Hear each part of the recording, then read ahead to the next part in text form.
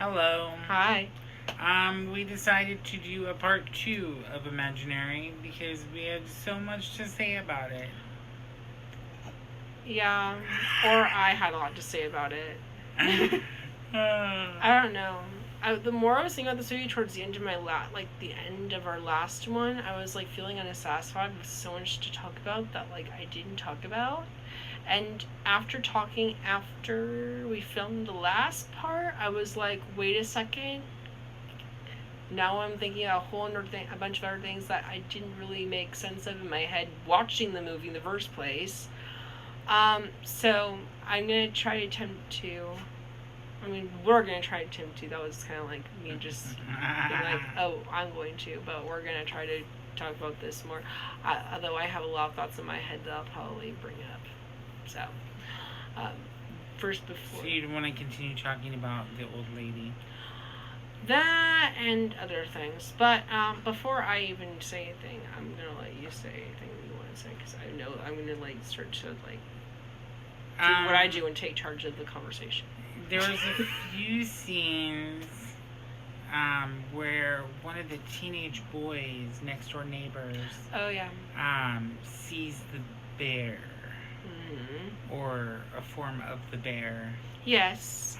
Basically the same thing. But what he brought up is, I thought only the main gal and the little girl could see the teddy bear. So that's kind of confusing right there. Well, yeah, like they're the ones that see it, and like the therapist says that no one else sees it, and like when they do the review of the camcorder footage, like it shows it's not a real bear, and you're like, wait, what?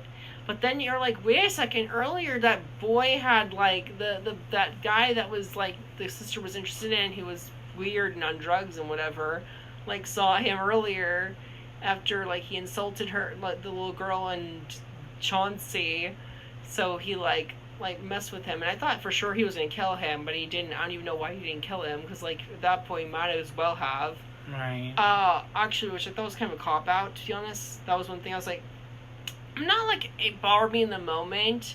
It's something that kind of bothered me when I was like replaying in my head that like it didn't happen. But I wasn't like bummed when it happened. But like he sees the bear, he sees the shadow of the bear in underneath sheets. He sees the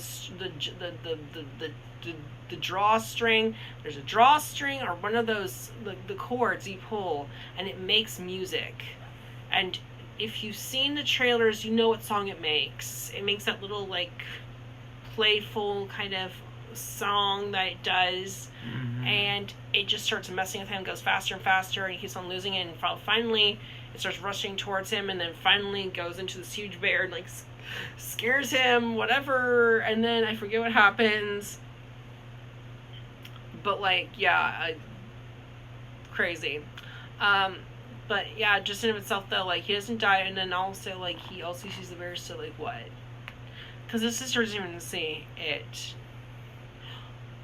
So, I don't know. But they see it when they go to the Never Ever.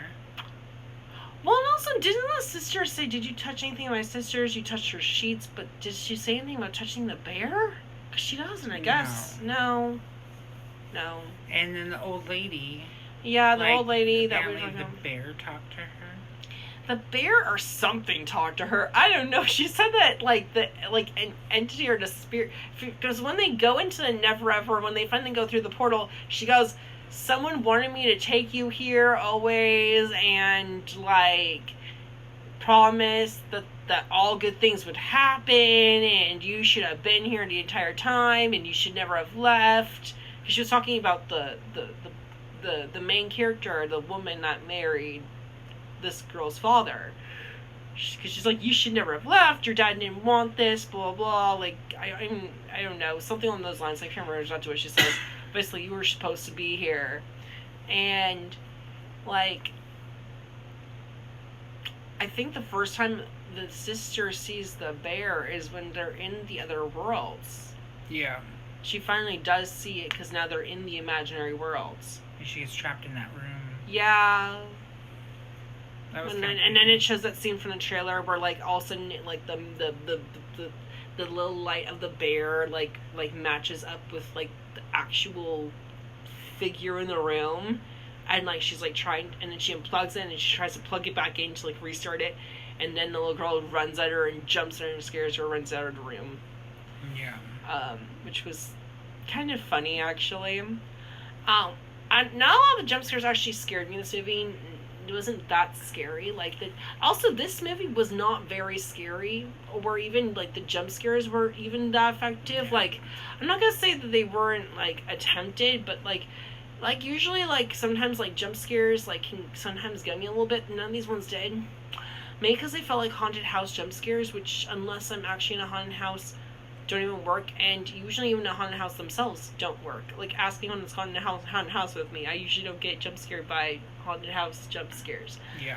Let alone, especially in a movie where I'm not actually in front of those characters. Yeah. So it's not gonna affect me. I think I need like more stakes involved. Like when I watched Thanksgiving, that was in our reviews. Like there was a couple jump scares that the first time watching it, especially in the theaters on the big screen, the sound effects and the way they did it, it actually made me kind of jump a little bit, even just a little bit. Like that kind of effect was not an effect I had in this movie.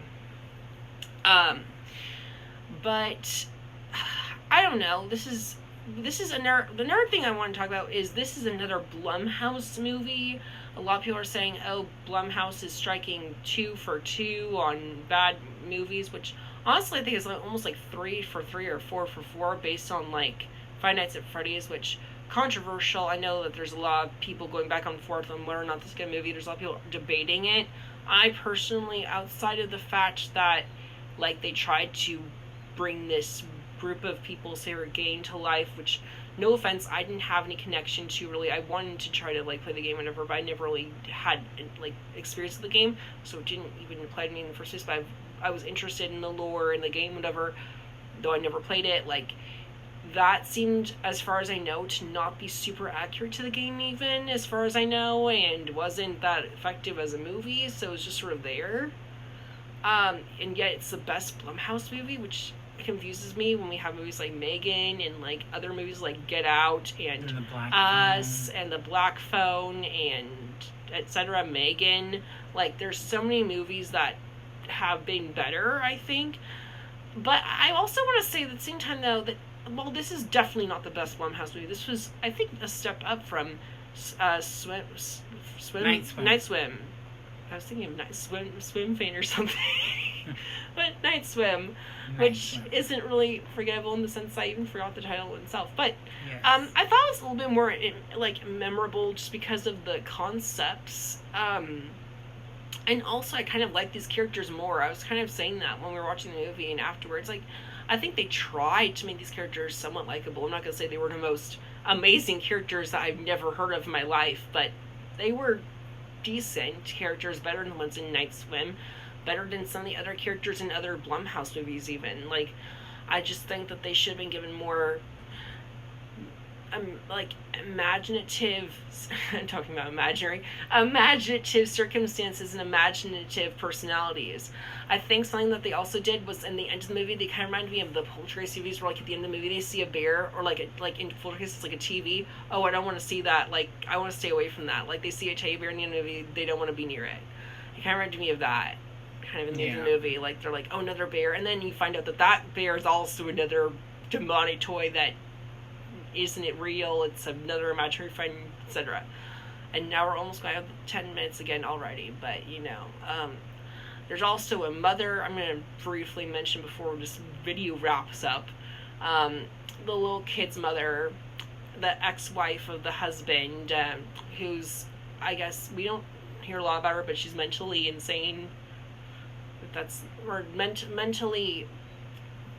Yeah. I don't really know how to... get it. Yeah. So, she's not with them because of reasons. And she just shows up in one scene, like, kind of scares the girls and then just disappears and never talk about it ever again. Just different stuff like that. Like, This movie kind of feels like offbeat. But, yeah, I mean, I don't know. I think, as you can see, I'm kind of undecided about this movie, as I think I can see why the inconsistencies of reviews are. So, I think it's just an inconsistent movie. Like, I liked things and I didn't like things, so... I don't know. Final thoughts for Imaginary. I'm kind of like